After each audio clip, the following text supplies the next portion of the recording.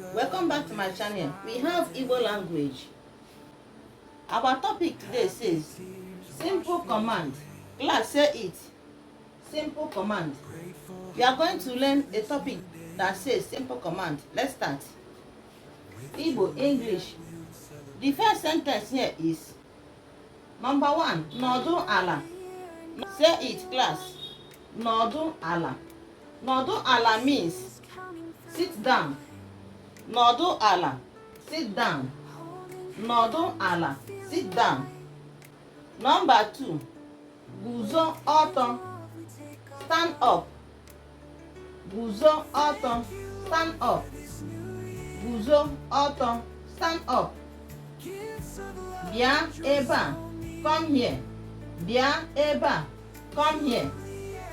Bịa ebe a, come here. Pụọ ezi. Or say that, class. Pụọ ezi, go outside. Pụọ ezi, go outside. Laghachi azụ, go back.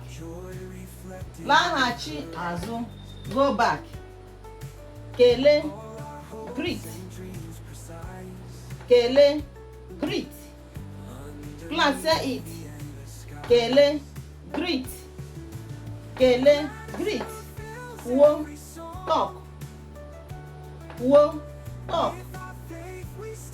Kwuo, talk. The last one, number 8, says kwuo okwu, say something. Kwuo okwu, say something.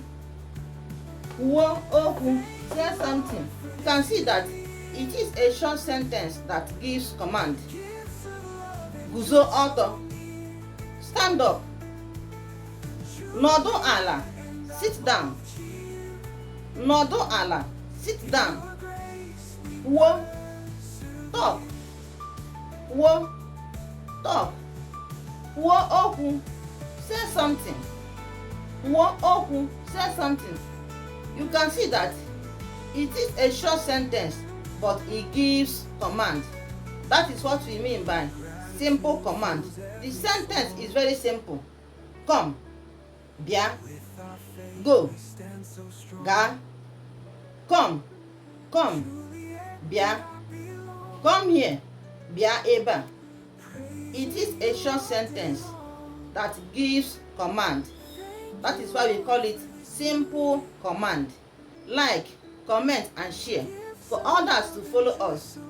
Subscribe to my channel. Bye.